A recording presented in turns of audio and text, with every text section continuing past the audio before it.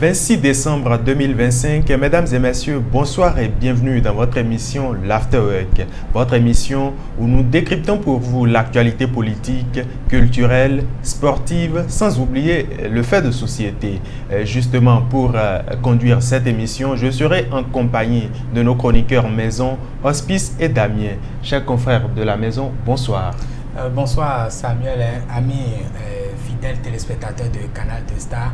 Bonsoir, ça fait plaisir d'être en votre compagnie ce soir pour décortiquer, décrypter l'actualité sportive, politique et même culturelle. Merci, chers confrères Hospice. Justement, nous sommes au lendemain de la célébration de la fête de Noël, le 25 décembre. Comment la fête s'est passée chez vous? Bon, déjà, il faut rendre grâce à Dieu, puisque bon, Dieu nous a fait grâce, on s'est réveillé en pleine forme dans cette fête. Donc, je ne peux que dire que ça s'est très bien passé. Et je remercie le Seigneur. Bonsoir, cher confrère Damien. Bonsoir Samuel, bonsoir chers téléspectateurs de Canal 2 Star. Alors, nous sommes au lendemain de la fête de Noël. Je vous pose la même question également. Comment la fête s'est passée chez vous? Ça s'est très bien passé, même si nous n'avons pas les moyens pour pouvoir bien fêter. En tout cas, on a le souffle de vie. Il y a la santé, il y a la joie de vivre. Je pense que quand tout cela est réuni, la fête ne peut être que belle. Bien sûr, bien sûr. Nous abordons à présent la revue des titres.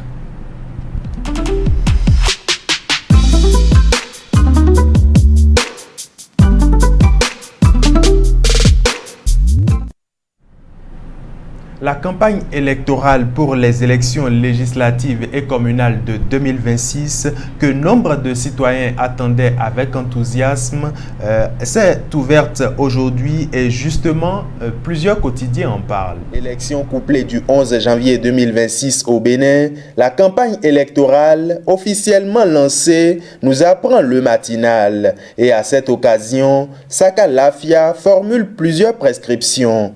Une campagne électorale dans l'observance des règles régies par les tests, le respect de l'autre, la tolérance. Les recommandations de la Sénat fait savoir l'informateur.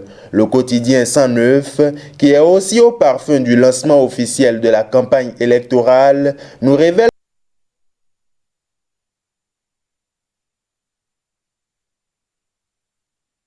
que les messages des partis politiques porteront sur le thème éducation, formation, emploi. Et déjà, le bloc républicain expose un pan de son programme. Biochane appelle à la mobilisation autour des réformes engagées depuis 2016 et projets axés sur la stabilité démocratique.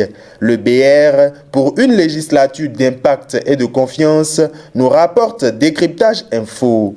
FCBE, l'Union progressiste Le Renouveau, Mouel Bénin, les démocrates, Bloc républicain, les 5 partis engagés s'adressent à leurs militants, nous indiquent le meilleur. Par ailleurs, dans le cadre de la célébration de la nativité, malgré les tensions, les autorités ont pris des mesures pour assurer la sécurité des lieux de culte et des fidèles. Les Béninois fêtent dans le calme et la sécurité absolue, nous révèle le Soleil Bénin Info. Sport à présent, après une entame ratée face aux léopards de la RD Congo, deuxième round pour les guépards face aux zèbres du Botswana, nous annonce Visa Info. Le journal précise que les guépards feront leur deuxième sortie ce samedi 27 décembre 2025.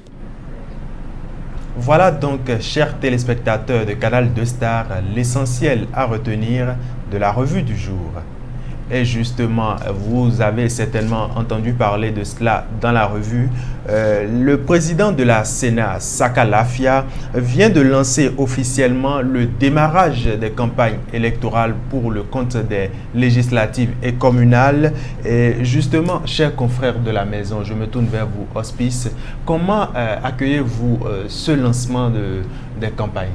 Vous savez, comme toutes ces élections, il faut quand même s'attendre à une période de campagne nécessairement pour permettre aux différents partis politiques d'aller en contact de leur cible, de la population, leur exposer les différents projets les différents projets en vue pour ces élections-là. Donc, ce n'est pas quelque chose de surprenant. Il fallait s'y attendre. Juste que, bon, voilà, nous sommes en période de fête.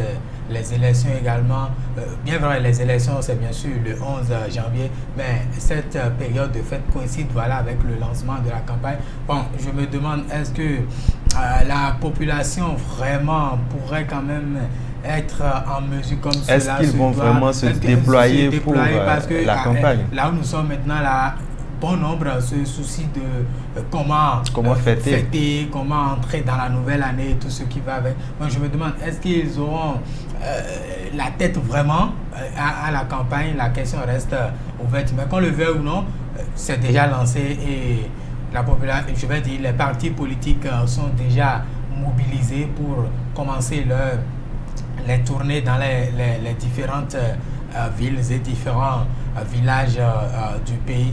Bon, on attend la suite pour voir quand même ce que cela va donner. Mais je voudrais juste pas à cette occasion inviter, voilà, tout le monde, que ce soit les partis politiques ou bien la population, à quand même respecter les règles définies, bien entendu, par la Sénat en ce qui concerne cette période de campagne, pour que, bon, voilà, on n'assiste pas à de soulèvement, quelle que soit sa nature durant ces campagnes-là.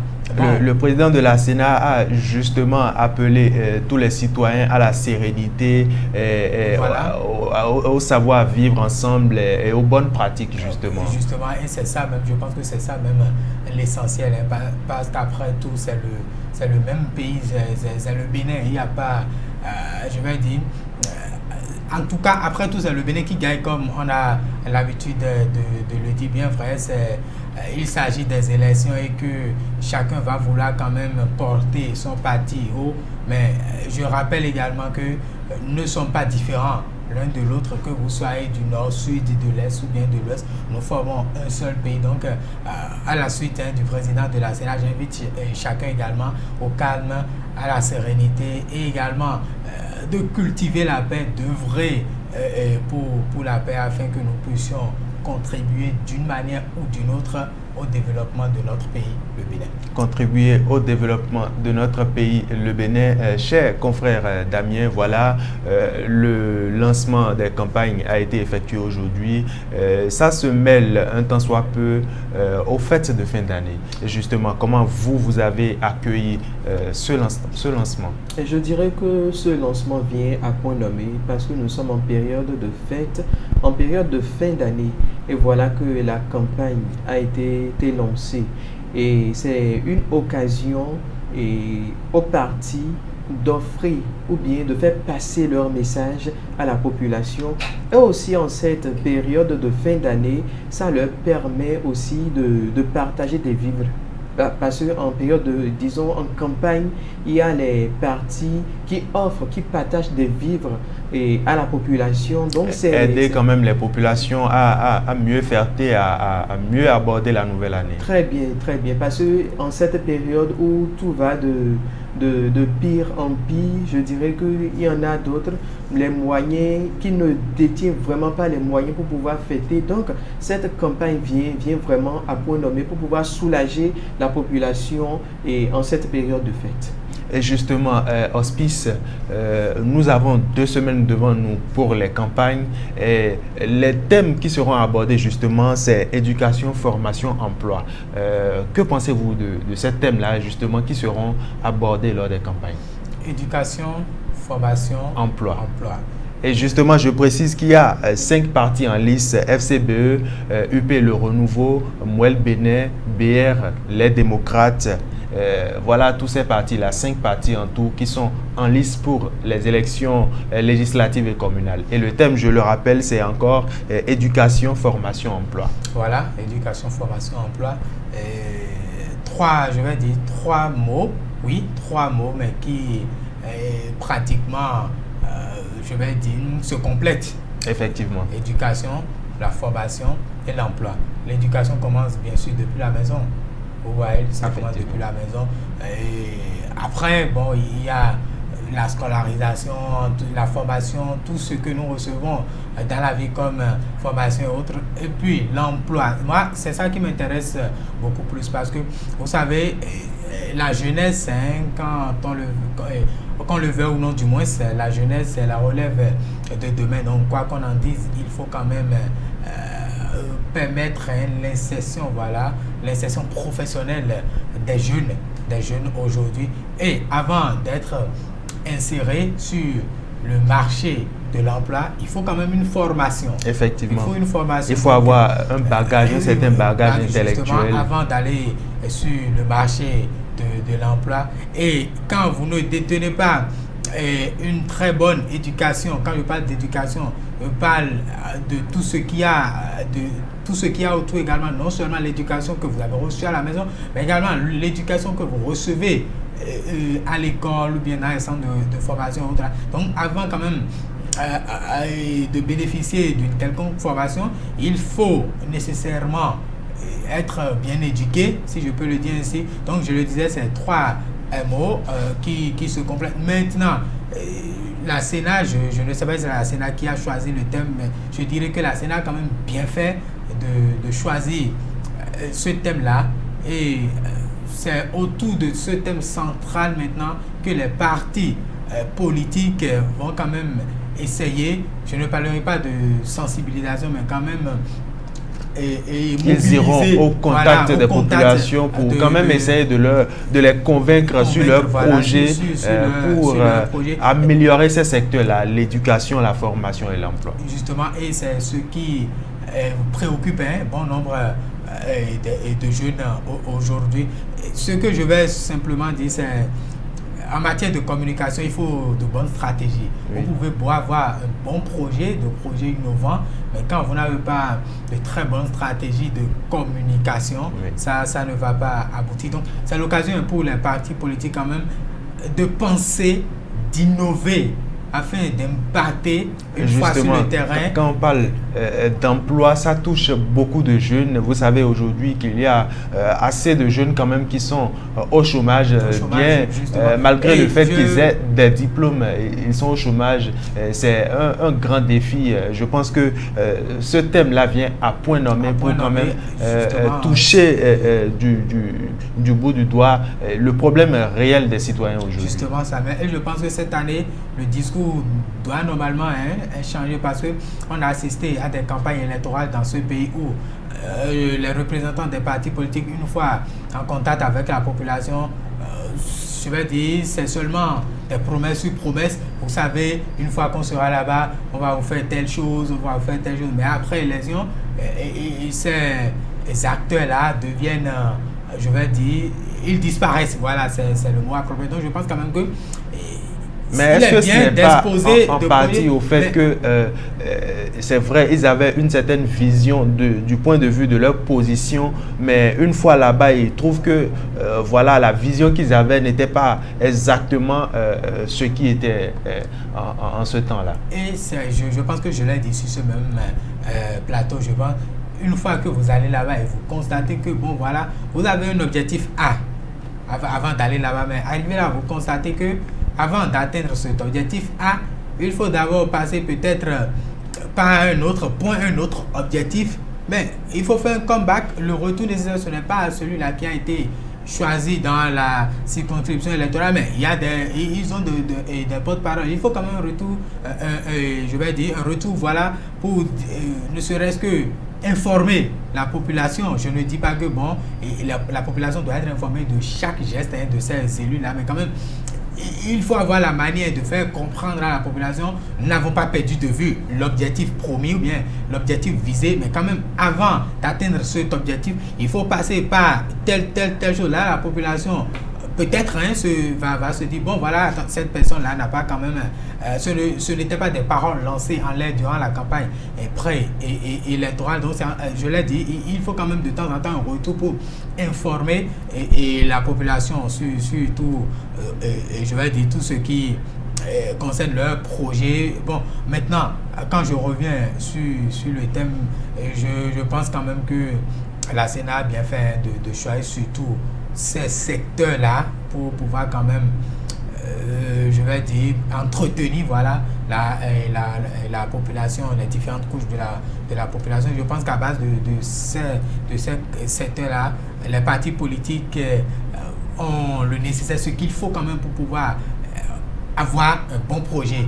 Et quand on parle de bon projet, il faut chercher l'originalité, parce que faudrait pas faire ce que tout le monde fait. Vous savez que bon voilà, dans telle localité maintenant, peut-être beaucoup de jeunes n'ont pas d'emploi, ils sont au chômage et autres là, mais vous, en parlant de votre projet, vous n'allez pas dans ce sens-là, vous exposer tout un autre problème. Bon voilà, nous allons vous construire de telles routes, ou bien sachant bien que le besoin réel, ce n'est pas la route. Je pense que sur ce côté-là, ils ont raté leur communication. Donc je pense ne pas faire comme tout le monde et dont je suis en train de parler, c'est de marquer la différence. Si c'est que bon voilà, il y a un centre de formation déjà qui forme peut-être dans un domaine, je donne un domaine par là, l'hôtellerie par exemple, vous n'allez pas dans ce village, bien dans cette ville avec un projet qui a pour ambition la construction d'un centre de formation qui va encore former dans l'hôtellerie. Non, il faut plutôt chercher un autre domaine. Si c'est que vous allez construire un centre de formation, il faut plutôt chercher un autre domaine qui va justement compléter ce qui est déjà là, ou bien qui peut-être être différent de ce qui est là, mais quand même qui va permettre aux jeunes de vite s'insérer après leur formation là, de vite s'insérer sur le marché de l'emploi. Donc je pense que en se servant de ces trois secteurs là, les partis politiques disposent quand même de quoi écrire, ou bien de quoi avoir un bon projet.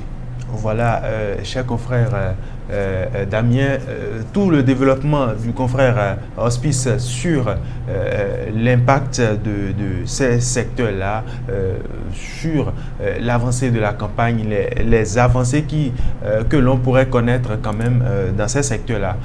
Je vous retourne la même question, éducation, formation, emploi. C'est vrai qu'aujourd'hui, la jeunesse est confrontée à un problème de sous-emploi.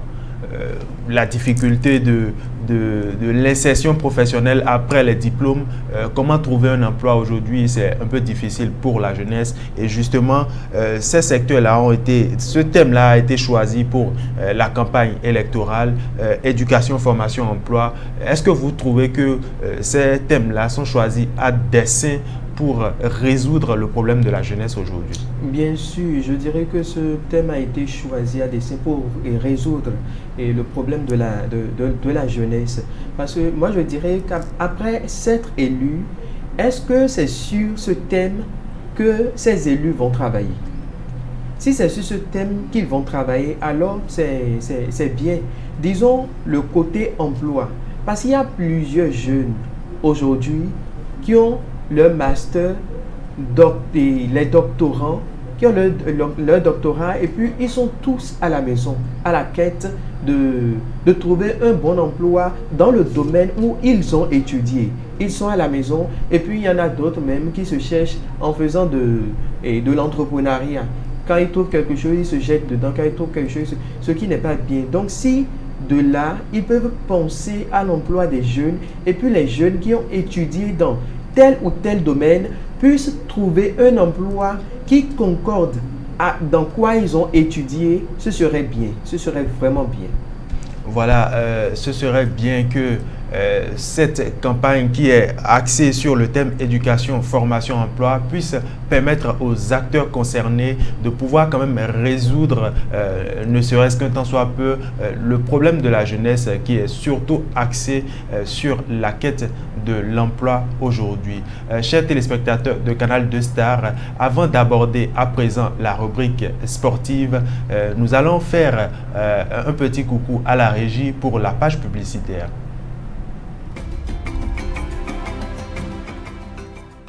Femme allaitante. L'alimentation de compléments est essentielle pour établir de bonnes habitudes alimentaires chez ton enfant. À partir de 6 mois, ton lait maternel reste fondamental. Mais il est important de compléter avec des aliments diversifiés pour répondre aux besoins croissants de ton bébé. Ne cesse pas d'allaiter pendant la période de 6 à 24 mois. L'alimentation de compléments est une opportunité cruciale pour prévenir la dénutrition et ses impacts à long terme. Ton lait maternel seul n'est plus suffisant après 6 mois pour couvrir les besoins en énergie et en nutriments de ton enfant. Complète-le progressivement avec des repas riches en énergie et en nutriments comme des bouillies à base de céréales, des protéines animales ou végétales et des collations saines comme des fruits. Une bonne alimentation de complément, c'est investir dans un avenir en pleine santé pour ton enfant. Ceci est un message de l'Agence nationale de l'alimentation et de la nutrition, ANAN. Comprendre pour agir en faveur de la nutrition. De retour sur ce plateau, démarrons à présent avec la rubrique sportive.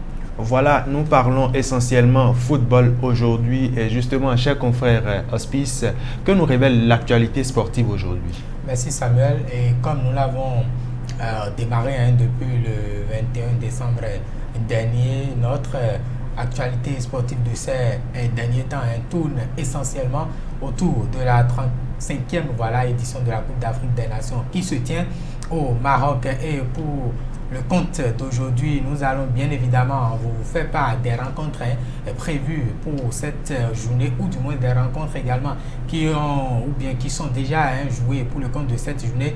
Mais avant, permettez-moi de vous rappeler que hier, on a assisté à une journée repos du côté du Maroc, puisque la première journée s'est clôturée le mercredi dernier avec notamment 2 rencontres intenses. La Côte d'Ivoire, actuelle équipe championne en titre, était face au Mozambique. Victoire à l'arrivée des éléphants, 1-0. Et puis dans cette même soirée du mercredi, l'autre choc a opposé le Cameroun à l'équipe du Gabon. Victoire également des Camerounais, 1-0. Et puis après cette journée, comme je viens de le dire, la journée d'hier a été consacrée au repos. Les différents pays ont eu le temps quand même de récupérer, de s'entraîner avant d'aborder même la deuxième journée qui a déjà pris son envol aujourd'hui, déjà à 13h30, où nous avons assisté au choc Angola-Zimbabwe, un match qui s'est soldé sur un nul d'1 partout. Et je rappelle que ces 2 pays sont logés bien entendu dans le groupe B, et actuellement même l'Afrique du Sud joue l'Égypte. Je rappelle que ces 2 pays ont tous été vainqueurs lors de leur premier match. Donc c'est un choc qui s'annonce très bien épique et très très alléchant également. Et puis à 18h30, la Zambie sera face au Comores dès qu'il sera bien entendu 18h30. Et la toute dernière rencontre pour clôturer cette journée, c'est bien sûr le Maroc, pays hôte, qui va en découdre avec le Mali. Le Maroc qui a d'ailleurs parfaitement débuté sa campagne avec une victoire 2-0 sur les Comores, va jouer le Mali qui a été accroché ou bien qui a été contraint au nul face à l'équipe zambienne. Donc prenez les rendez-vous dès qu'il sonnera à 18h30 également 21h. Maintenant, demain, ça sera bien entendu la deuxième journée du côté des Guépards du Bénin après leur entrée en lice ratée le mardi dernier. Les Guépards vont jouer pour le compte de la deuxième journée demain dès qu'il sonnera 13h30. Les Zèbres du Botswana au stade olympique de Rabat. Je rappelle, le sélectionneur des Guépards et puis le capitaine Steve Mounier seront bien entendu en conférence de presse d'avant match pour répondre aux questions des journalistes. Donc prenez également le rendez-vous demain dès qu'il sonnera 13h30 pour suivre cette rencontre entre Guépards et Zèbres. Merci, cher confrère Hospice. Une entrée en lice ratée pour les Guépards et justement, leur deuxième match, c'est pour le samedi, bien sûr. Oui, demain. Voilà. Et justement, quelles sont les perspectives pour ce match? C'est vrai que pour le premier match, il y a 5 joueurs de grande renommée qui n'avaient pas pris part au match. Et désormais, pour le match de demain, je crois, ils seront sur le terrain. Quelles sont les perspectives justement pour l'issue de ce match?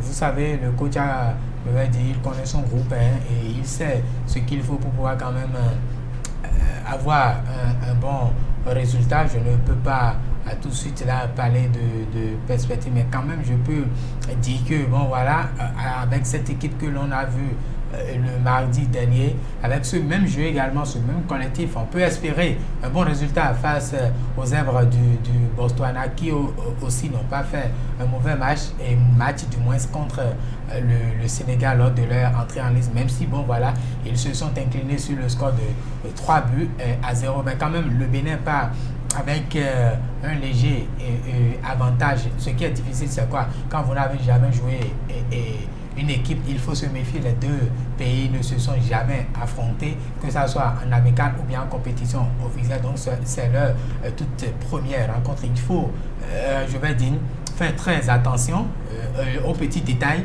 parce que le Botswana est un pays qui joue un football, même si ce n'est pas assez solide, mais quand même un football assez compact, un jeu d'ensemble, voilà, comme je peux l'affirmer. Donc au Guépard du Bénin d'avoir quand même la clé qu'il faut pour pouvoir titiller la défense botswanaise pour quand même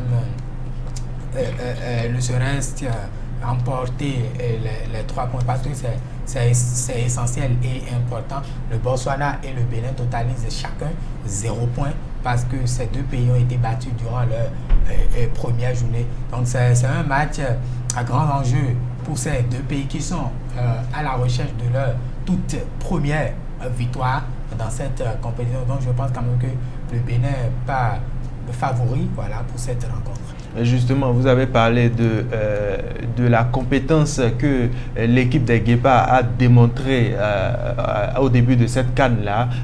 Cette équipe qui n'était pas assez expérimentée, on va dire, qui a quand même malgré tout montré une certaine résilience dans la CAN. Est-ce qu'il faudrait maintenir cette équipe-là justement, ou revenir à l'organisation de base? Non, je ne dirais pas qu'il faut maintenir nécessairement l'équipe. Si vous avez bien suivi le jeu, vous allez remarquer que bon voilà, il y a eu quand même certaines têtes qui ont manqué à cette équipe, notamment en attaque où on n'a pas Steve Mounier qui vraiment est très bon. Je vais dire dans les jeux de coups de tête, il a manqué quand même à cette équipe des Guépards du Bénin là, puisqu'on n'avait pas un vrai attaquant contre la RDC, Torsine, qui était placé et en attaque. Ce n'est pas, j'allais dire, son poste de prédilection. Donc ça a également joué sur cette équipe. Donc il y a également d'autres compartiments de jeu où on a clairement senti que bon voilà, il fallait quand même avoir un meneur de jeu pour faire mal à l'adversaire, puisque le Bénin avait la possibilité de tuer cette rencontre face à la RDC s'il y avait vraiment certains cadres dans cette équipe-là. Maintenant, est-ce qu'il faut changer ou bien revenir à l'ancienne formule? Je pense qu'il faut plutôt faire un mélange. Il faut faire un mélange et prendre parfois des risques, parce qu'on ne va pas à chaque fois se contenter du même effectif ou bien du même classement et dire bon voilà, le meilleur va venir, non. Il faut prendre des risques, il faut cette fois-ci un mélange. Ils seront de retour, mais quand même, il faut avoir la manière de gérer. Pourquoi ne pas procéder à un repositionnement tactique permet à certains de revenir sur leur propre côté, d'autres de faire leur expérience avec l'équipe nationale. Donc, je pense qu'il faut poursuivre dans cette lancée-là, tout en ajustant un peu l'effectif, en pensant à un repositionnement tactique.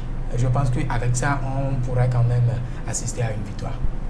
faire un repositionnement tactique pour pouvoir s'en sortir à l'issue de cette CAN, justement, cher confrère Damien.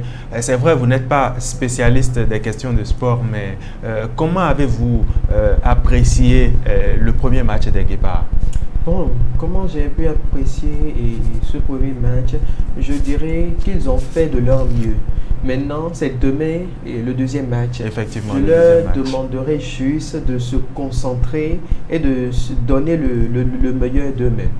Et justement, est-ce que vous êtes optimiste pour l'issue de ce match contre les Guépards du Bénin et les joueurs du Botswana, voilà? Bien sûr, je suis optimiste.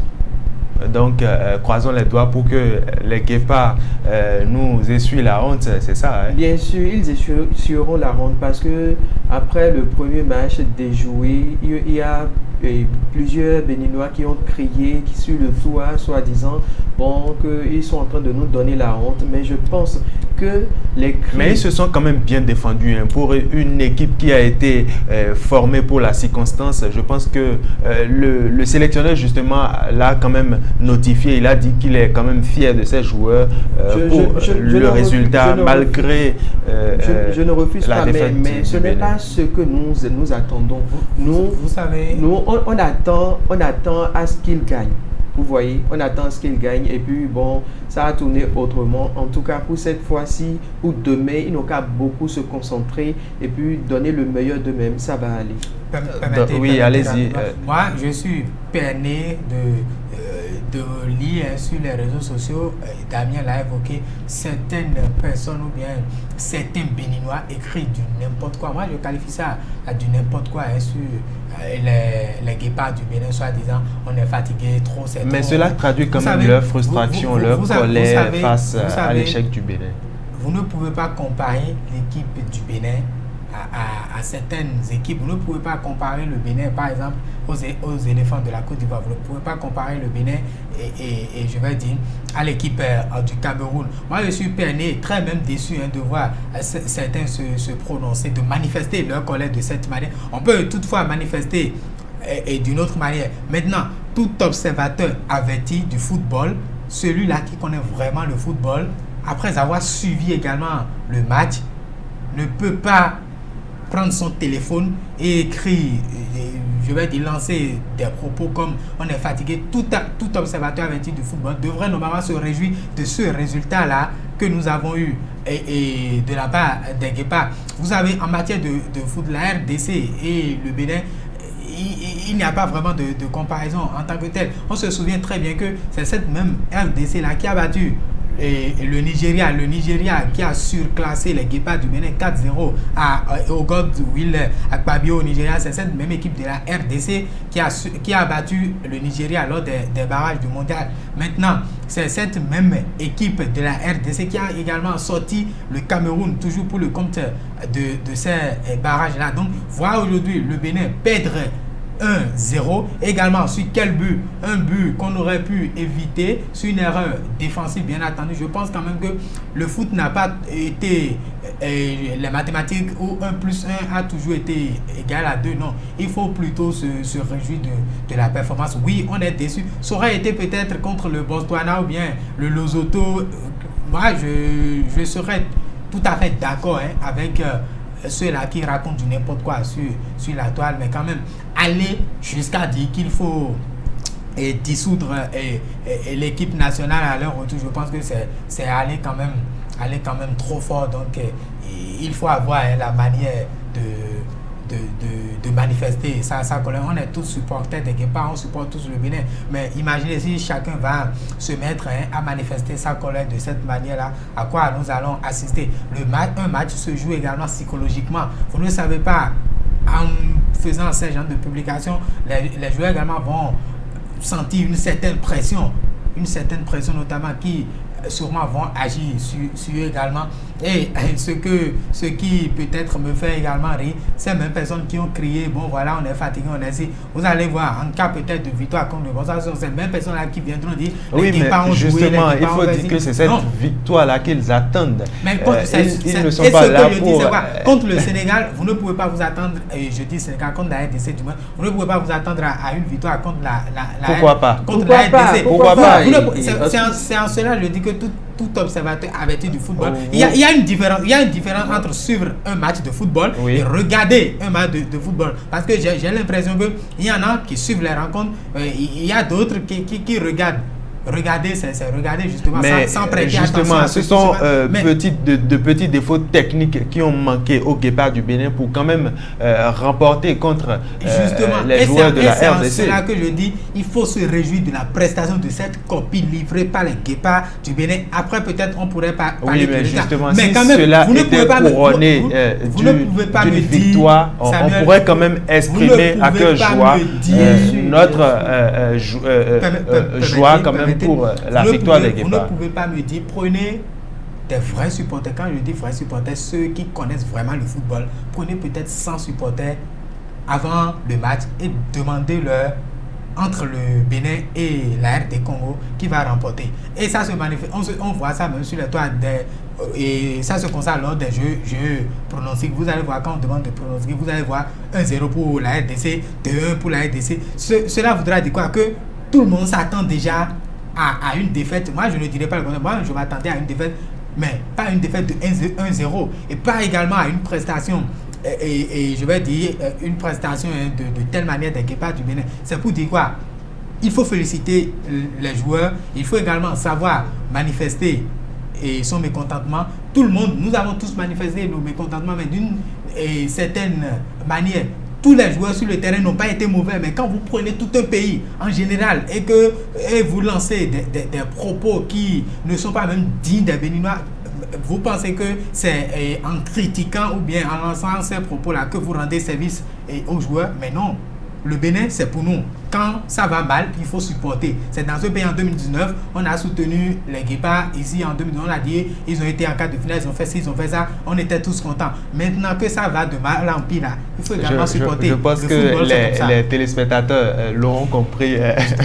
On voit quand même une certaine frustration de votre côté face aux critiques de certains Béninois à l'égard du match des Guépards. Je pense que les téléspectateurs l'auront compris. Voilà donc, chers amis de Canal 2 Star, prenez donc le rendez-vous demain, samedi 27 décembre, pour le deuxième match des Guépards contre le Botswana, et vivement que les Guépards du Bénin remportent ce match. Place à présent à la rubrique culture.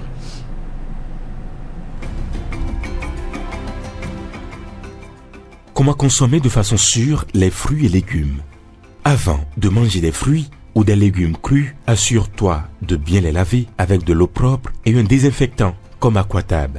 Cela t'aidera à éliminer les impuretés et les microbes pour protéger ta santé et celle de ta famille. Bien laver tes fruits et légumes, c'est le premier pas pour les consommer en toute sécurité et éviter les maladies. Les fruits comme les bananes et les tomates se conservent à température ambiante. Bien conserver tes fruits et légumes, c'est garantir leur qualité et leur saveur.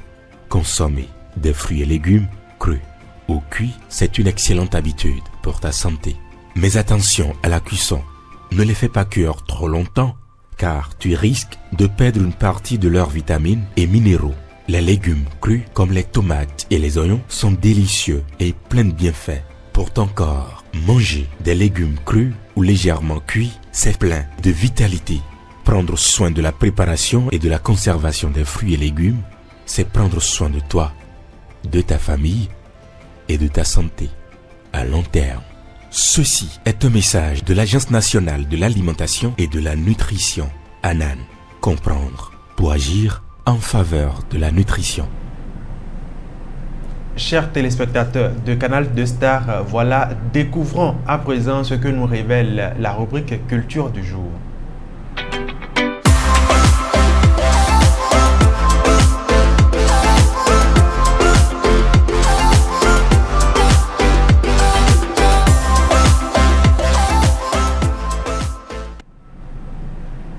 Hospice, voilà, nous démarrons la rubrique culture avec vous pour parler justement du rôle de la princesse dans le royaume. Vous avez tellement appelé Hospice jusqu'à... Il faut dire que vous ressemblez beaucoup. C'est plutôt Damien là-bas. Voilà, Damien, nous démarrons la rubrique culture avec vous. Et justement pour parler de la princesse au palais royal. Bien Alors, qui porte le nom de princesse au palais?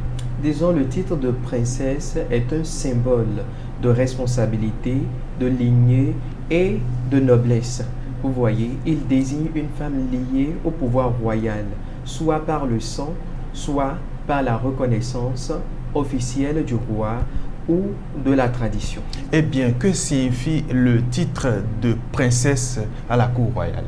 À la cour royale, bon, disons tous et les personnes qui peuvent porter ce nom, je dirais, les personnes qui peuvent porter le nom de princesse, et nous avons toute fille née du roi peut porter ce nom naturellement, le titre de princesse.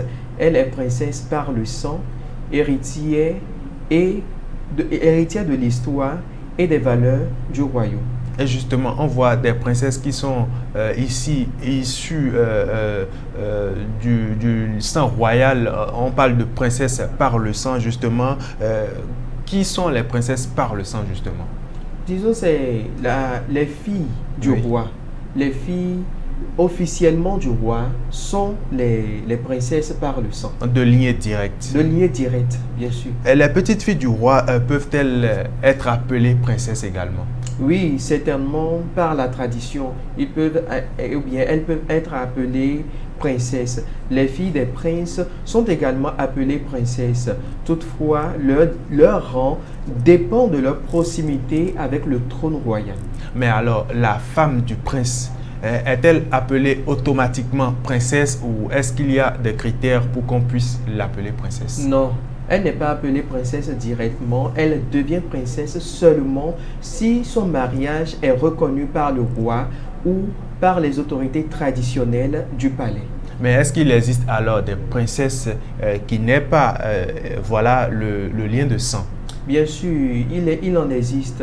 Certaines femmes peuvent recevoir le titre de princesse ou par honorifique en récompense de services rendus au royaume ou pour leur rôle social et culturel dans le royaume.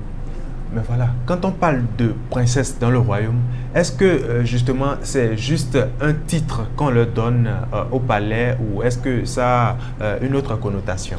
Non, être princesse implique des devoirs.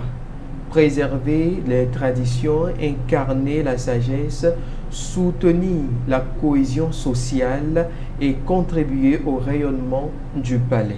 Alors, que retenir en grosso modo, si on peut le dire ainsi, du statut de princesse dans le royaume?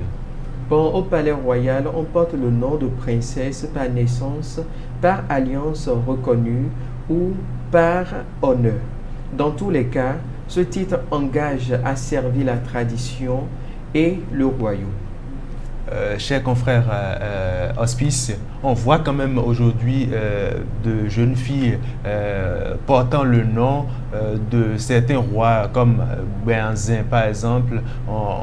Est-ce que justement quand ces derniers-là s'autoproclament princesse du royaume ou disent que voilà moi je suis princesse d'Abomey, est-ce que ce n'est pas un abus de langage ou est-ce qu'on peut réellement les considérer comme des princesses? Non, vous savez, quand on voit par exemple quelqu'un qui porte le nom Béhanzin, c'est naturellement, on ne dirait pas que c'est un prince ou bien une princesse, mais quand même, on sait que ça vient d'une famille royale. Et quand vous appelez ce nom quelque part, automatiquement, c'est que bon voilà, cette personne vient d'Abomey et que son origine, ça provient de la famille royale. Donc, dans ce cas, même quand la personne s'autoproclame princesse ou bien prince, bon, on ne va pas trop la juger en tant que... Déjà qu'elle porte le nom. Déjà qu'elle porte le nom, on peut comprendre. Mais après tout, est-ce qu'il suffit juste de porter ce nom pour être prince? Voilà, c'est la question qu'on se pose aussi. Je ne pense pas que ce n'est pas... Et justement, le confrère Damien l'a évoqué tout à l'heure, il a dit qu'il y a des princesses par lien de sang et effectivement des princesses qui ne sont pas issues directement du lien de sang. Et dans ce cas particulier-là, il y a des critères quand même à remplir pour être appelée princesse. Ces jeunes filles-là qu'on voit, est-ce qu'elles remplissent toutes ces cases-là, ces conditions, je vais dire, pour porter le titre de princesse? C'est ce qu'on se demande. C'est ce qu'on se demande. En tout cas, on ne peut pas les arrêter et demander, bon voilà, est-ce que vous avez été avant de vous appeler, avant qu'on ne vous appelle princesse, on ne peut pas demander. Mais vous savez, qu'on le veuille ou non, nous sommes au Bénin et il y a de ces noms de famille là. Quand vous entendez ça quelque part, automatiquement on dit, ah, ce sont des princes, hein, à Rovillers eux-mêmes. Ouais, voilà, effectivement. c'est ce qu'on a l'habitude de dire ça. Donc, automatiquement, même si peut-être c'est, je vais dire, je ne sais pas comment expliquer, mais si ce n'est pas directement, cette personne ne provient pas directement de la famille même, et que c'est peut-être arrière-grand-parent ou bien quelqu'un de proche de la famille, en tout cas, automatiquement, quand on entend le nom de famille, on se dit peut-être, est-ce qu'elle est issue de telle famille ou est-ce qu'elle a des liens quand même? Je pense quand même qu'il ne suffit juste pas de porter le nom pour être prince déjà. Parce que vous savez, dans chaque famille, on a toujours de rois. Effectivement. Moi-même, je peux sortir. Aujourd'hui, on les appelle chefs de collectivité ou chefs canton. Oui, justement, avec la réforme et tout. Donc, là où je suis maintenant, moi, je peux dire que bon, je suis prince parce que je sais que dans ma famille, on a aussi un royaume et que, bon, voilà, on a tous des chefs de famille, comme on le dit. Donc, désormais, est-ce qu'il faut vous appeler prince? Non, c'est juste un exemple que je donne. Mais maintenant, quand je dis que je suis prince, quand je vais quelque part et dis mon nom de famille, on va se demander, mais quel roi ou bien quel roi a porté ce voilà, nom. justement. Donc, c'est pour dire quoi, que vous vous appelez Guézo, Béazin et Akaba ou quoi là, automatiquement, on vous considère déjà comme princesse ou bien prince. Et dans certains milieux, vous avez quand même certains privilèges. Vous bénéficiez de certains privilèges, même si, bon, voilà, vous ne connaissez même pas la cour royale de Béhanzin à Bombay. Bon, vous bénéficiez quand même de ces privilèges-là. Mais bon, voilà, c'est le Bénin qui est comme ça. C'est le Bénin qui est comme ça. Cher confrère Damien, voilà, vous qui avez assez de détails sur la question, est-ce que justement ces jeunes filles-là qui s'autoproclament princesse, est-ce que ce n'est pas quand même un abus de langage, le fait de s'appeler princesse directement par le fait de porter le même nom qu'un roi qui a siégé à la cour? Vous voyez, c'est un abus de langage. Et je les comprends, vous voyez, parce que c'est beau à entendre. Quand on parce que le statut de princesse, vous l'avez expliqué tout à l'heure, ce n'est pas un statut qui peut être attribué à tout le monde. À tout le monde, voilà. Non, donc c'est beau à entendre, donc je les comprends. Mais qu'ils sachent que ce nom n'est pas donné à n'importe qui, vous voyez. Et je dirais qu'avant de faire cette recherche, avant, moi, je pensais que les princes, ceux qui sont appelés princes ou princesses, ce sont comment on l'appelle, des figures vraiment mignons, des belles personnes. Oui. Bon, c'est ce que moi je pensais. La beauté de la personne. La beauté de la personne, oui. Je pense que moi je pensais que c'est ça qu'on regarde avant de donner le nom de prince. Mais après avoir fait mes recherches, j'ai compris que, donc, prince et princesse, c'est lié directement à la cour royale. Au roi, vous voyez, donc c'est un peu ça. Voilà, donc autant de précisions et nous vous remercions, cher confrère Damien, pour toutes ces précisions-là qui viennent quand même nous éclairer, repousser les zones d'ombre sur ces connaissances-là que nous avions précédemment sur la notion de princesse, justement. Bien sûr. Nous allons aborder à présent les événements qui sont prévus pour le week-end. Bon, pour le week-end, je dirais que Cotonou accueille, disons à partir d'aujourd'hui, aujourd'hui 26 décembre. Oui, jusqu'au 28 décembre 2025, un important rendez-vous intellectuel et citoyen. Les journées de réflexion organisées à l'hôtel Azalaï, donc tout près d'ici, placées sous le signe de la réflexion et du partage d'idées. Ces journées marquent également la célébration des 20 ans des SIC A24, bien sûr. 3 jours d'échange, de panels et de communication autour de thématiques majeures liées à la société, à la culture et au développement. Chercheurs, professionnels, étudiants et grand public sont invités à prendre part à ces discussions enrichissantes dans un cadre propice au dialogue et à la construction collective. L'accès est libre et gratuit. Pour finir, la Foire Belle Fête 2025 se poursuit sur le terrain de football de Ouédonou depuis le 18 décembre. Déjà bien animée, elle rassemble exposants, artisans et visiteurs autour de la culture et de la gastronomie et des loisirs de fin d'année. L'événement reste accessible gratuitement et prendra fin le 31 décembre 2025, offrant au public une belle occasion de clôturer l'année dans une ambiance festive et conviviale. Voilà qui met un thème aux événements de ce week-end. Merci, cher confrère Damien, pour tous ces programmes-là qui promettent quand même d'être riches et intéressants. Hospice, voilà tous ces événements-là qui sont au programme pour le week-end. Est-ce que vous serez sur le match du Bénin face à la Mozambique ou plutôt sur des activités culturelles? Le match Bénin-Mozambique se joue au Maroc. Ici, moi, je suis au Bénin. Donc, oui. Voilà. Justement, il y a la proximité avec les activités culturelles et facilement vous pouvez vous y rendre. Il y a la proximité, mais quand même, étant donné que je suis un acteur du monde sportif. Je ne dirais pas, mais quand même un amoureux des sports en général. Je vais quand même suivre cette rencontre entre le Bénin et le Mozambique. Après, voilà d'autres rencontres. Il y a d'autres rencontres plus intéressantes encore. Je préfère peut-être réserver la journée du dimanche pour les événements culturels. Pourquoi pas la foire d'exposition et Belle Fête, si je ne me trompe. Bon, c'est juste à côté là-bas. Donc, je peux peut-être faire un tour et découvrir ce qui se passe là. Juste par curiosité. Juste par curiosité. Alors, cher confrère Damien, voilà, vous qui avez concocté tous ces programmes pour nous, est-ce que vous-même vous avez déjà des programmes sur quelles activités vous allez vous rendre pour quand même passer un beau week-end? Bien sûr, la foire Belle Fête, c'est à Ouédonou, donc chez Hospice. Donc, l'autre rendez-vous, c'est... L'autre rendez-vous, c'est pour les intellectuels et citoyens qui se passe à Azalaï Hotel, donc je serai là-bas. Étant intellectuel, justement pour marquer la différence. Je m'attendais à ce qu'ils disent que qu'il n'est pas intellectuel, finalement. Oui, parce qu'il est intellectuel, il faut quand même qu'il marque la différence. Une petite précision.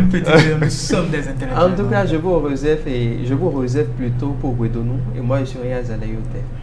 Voilà donc, chers téléspectateurs, autant d'activités qui sont prévues pour le week-end. Nous vous suggérons quand même de prendre le rendez-vous, histoire de passer de très beaux week-ends. Nous allons à présent aborder la rubrique Faits de société, mais ce sera tout juste après ceci.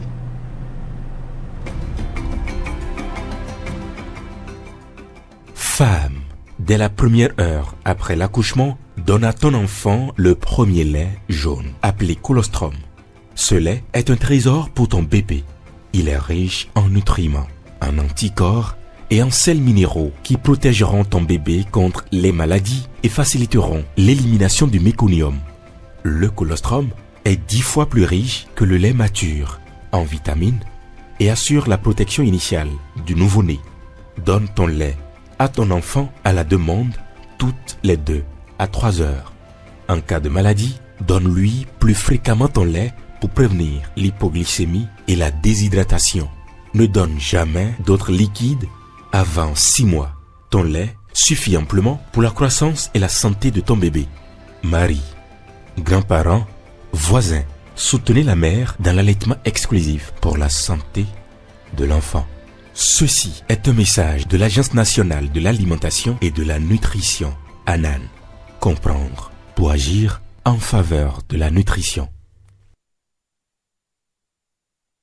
Sur le plateau de Canal 2 Star, chers téléspectateurs, nous abordons à présent le fait de société. Et aujourd'hui, le fait de société nous est envoyé par Edwige. Edwige, qui est enseignante dans un collège, elle nous dit que elle a eu à avoir plusieurs cas de plainte où justement elle est enseignante, je vous l'avais précisé, où elle a eu quand même à discuter avec ses élèves qui lui ont quand même posé un problème qui s'illustre par le fait que ils sont deux jeunes filles d'âge moyenne entre 6 et 8 ans, deux jeunes filles qui, habitant en location avec leurs parents, ont eu quand même à vivre une scène des plus perturbantes, scène où le fils du voisin qui est âgé de 12 ans s'incruste en l'absence de leurs parents dans la chambre de ces petites filles-là, âgées de 6 à 8 ans, quand même fait des attouchements à ces petites filles-là.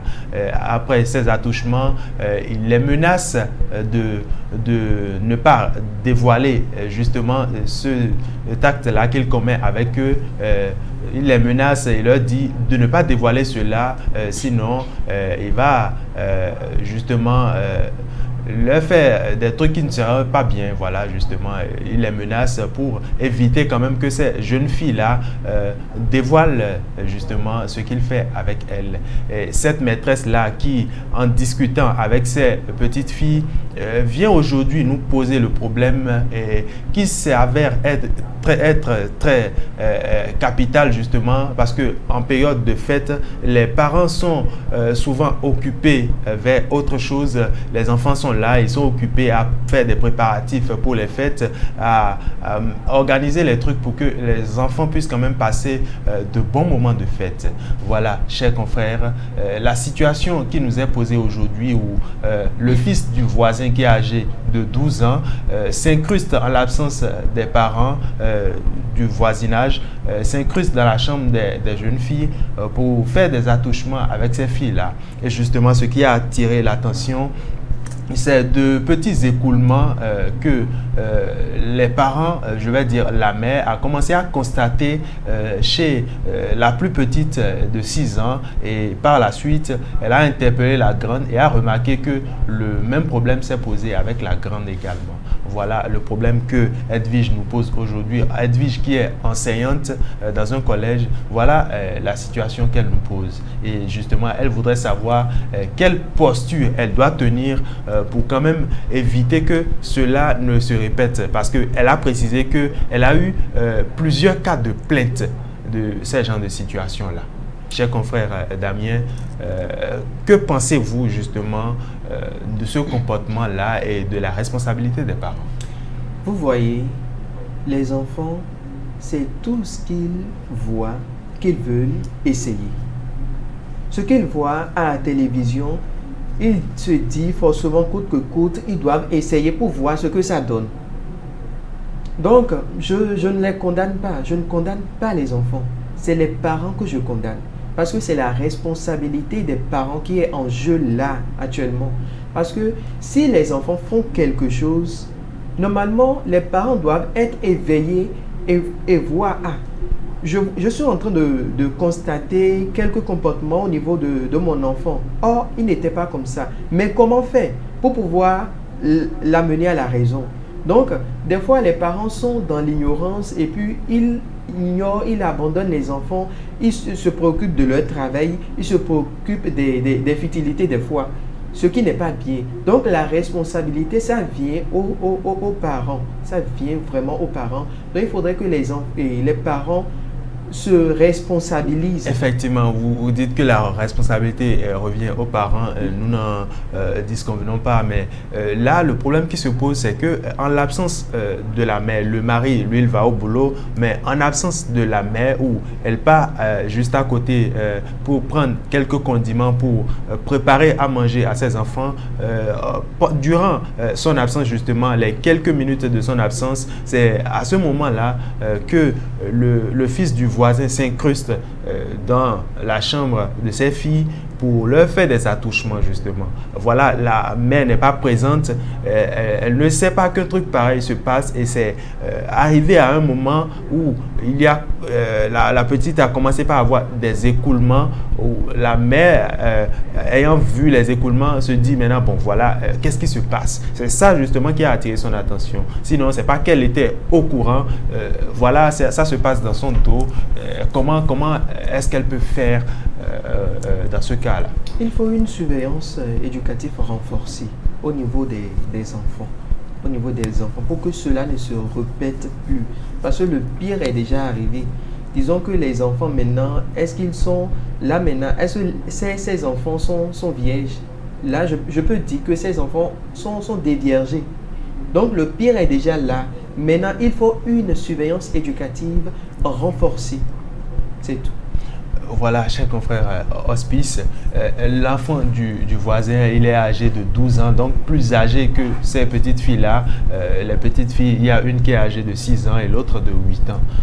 Voilà ce que ce garçon-là, ce jeune homme, je vais dire, fait avec les filles de la voisine. Et justement, c'est la maîtresse qui, discutant avec ses élèves, a pu quand même déceler le mal maintenant, et est en train de demander nos conseils, que faire pour éviter ce genre de situation-là. Si elle ne fait pas tout de suite, c'est vrai, elle a dit dans un premier temps que est-ce qu'elle doit faire part de cela tout de suite aux parents, parce que c'est le voisinage, ça peut créer des conflits, mais justement, quelle position est-ce qu'il faut prendre pour éviter que cela ne se répète?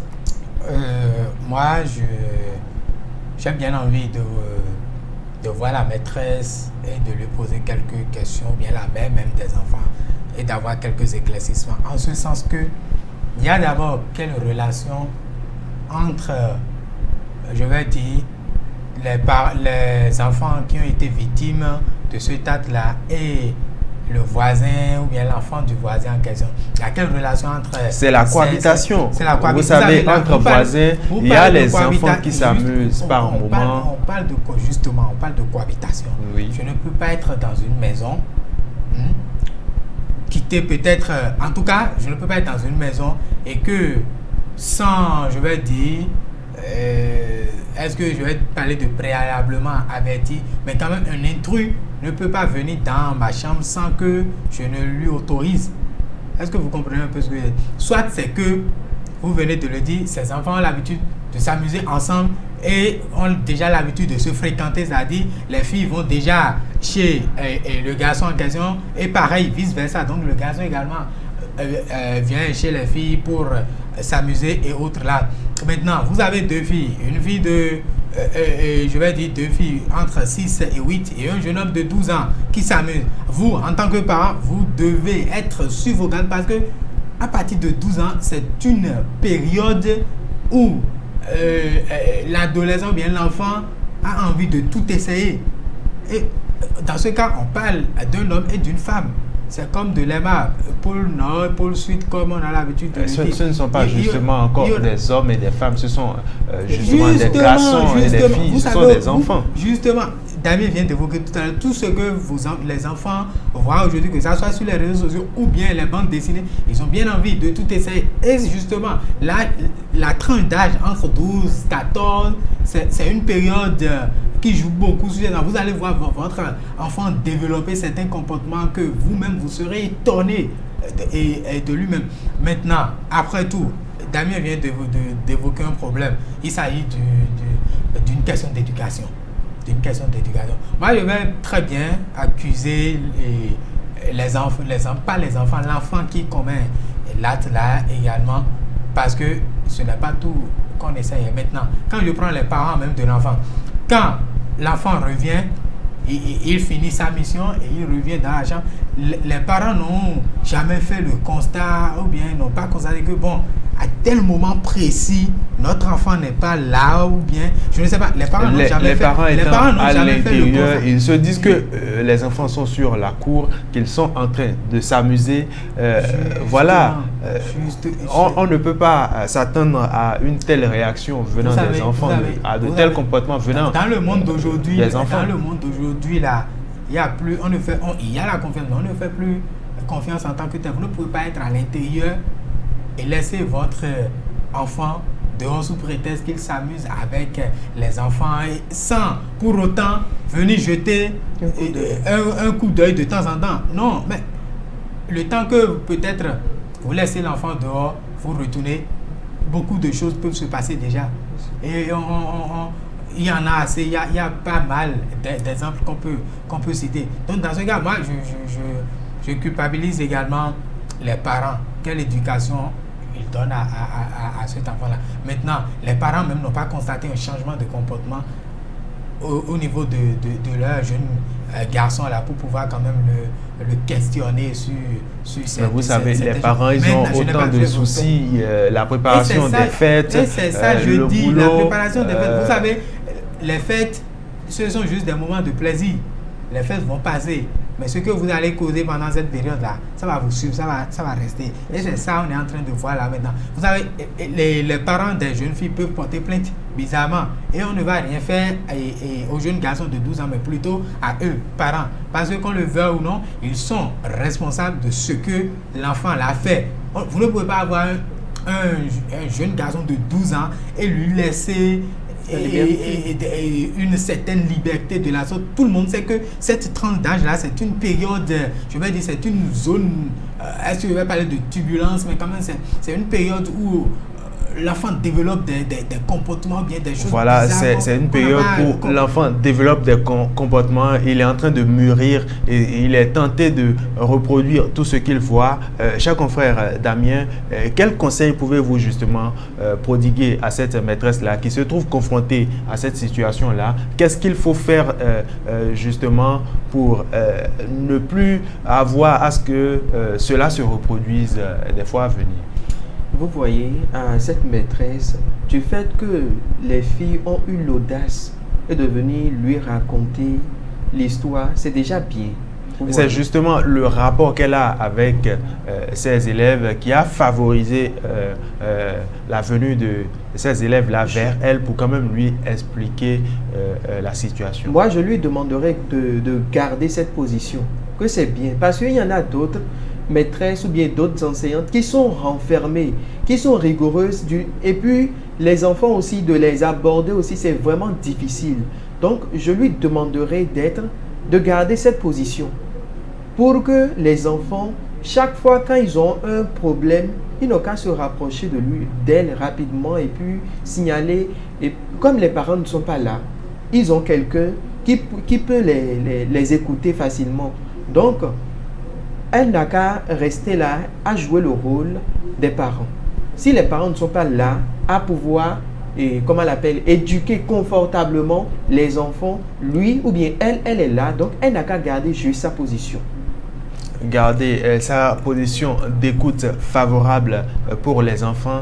Justement, cher confrère Hospice, quel conseil pouvez-vous donner à cette maîtresse-là? Justement, on parle d'Edwige qui cherche une solution. Justement, premier conseil, c'est d'aller directement d'appeler la mère de ces filles-là et de discuter avec elles. Après tout, elles sont des femmes et les femmes savent mieux garder les secrets que les hommes. C'est un peu... Est-ce que cela est vérifié? Non, certains secrets, attention, il faut préciser. D'accord, certains secrets. Certains secrets. Donc, il faut qu'elle appelle la mère des jeunes filles là et lui faire part de cette situation. Bon, la mère a constaté des écoulements au niveau de ses enfants. Je ne sais pas si elle est informée que c'est ce qui se passe. J'estime que, bon, voilà, elle n'est peut-être pas informée, mais si c'est qu'elle n'est pas informée, il faudrait que la maîtresse l'informe automatiquement pour que la mère, elle puisse prendre ses responsabilités, ne plus laisser et permettre, voilà, de laisser ses filles ou bien le jeune garçon en question s'amuser avec ses filles n'importe comment. Je ne dis pas nécessairement d'informer le papa, parce qu'on sait comment les hommes ont l'habitude d'agir, surtout quand ça touche à leurs enfants, oui. comment les hommes ont... Ils risquent de le bastonner tout de suite. Justement, donc pour éviter certaines choses, justement, en cette période, il faut que la mère soit informée, il faut qu'elle puisse avoir un œil vigilant et rigoureux sur ses enfants. Si c'est que le papa n'est pas à la maison et elle doit nécessairement sortir, pourquoi ne pas sortir avec les deux filles? Ce n'est pas un problème. Elle peut sortir avec ses deux enfants. Il n'y a pas de problème à ce point-là. Mais dire que, bon, voilà, nous sommes entre voisins, je peux leur confier mes enfants. Voilà ce à quoi on assiste. Et justement, je dirais à la maîtresse même de discuter. Quand je dis discuter, c'est-à-dire avoir une discussion sérieuse, hein, avec les filles là même en question, parce que qu'on le veuille ou non, leur psychologie est déjà essayer de les conscientiser quand même pour voilà, éviter de se laisser toucher par d'autres garçons, justement, et pour que ce phénomène qu'elles puissent quand même cerner la gravité de la chose. Et que ce phénomène n'ait pas de répercussions sur ces jeunes filles là, et c'est même ça le rôle d'un éducateur enseignant ou bien enseignante, pas seulement apprendre aux élèves A, B, C ou bien 1 plus 1 égale 2 autres là, mais ils doivent, ces enseignants là bien sûr, avoir des oreilles vraiment attentives comme on le dit, pour être à l'écoute de ces apprenants, et c'est bien d'être à l'écoute de ces apprenants là, et je pense que bon voilà, si les parents des jeunes filles là ne sont pas informés, qu'elles informent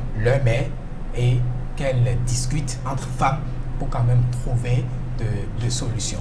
Voilà, être à l'écoute des enfants, surtout en période de fête et même après, tout simplement être à l'écoute des enfants pour quand même faciliter la communication entre ces enfants-là, quand ils ont des problèmes, qu'ils puissent quand même venir facilement vers les aînés pour expliquer la situation.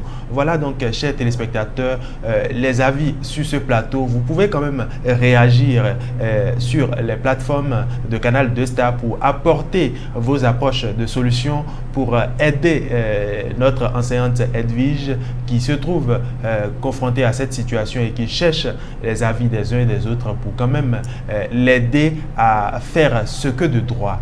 Voilà donc, chers téléspectateurs, ce sera tout pour l'Afterwork d'aujourd'hui, 26 décembre 2025. Nous nous disons à très bientôt et à très vite pour un autre numéro. D'ici là, portez-vous bien.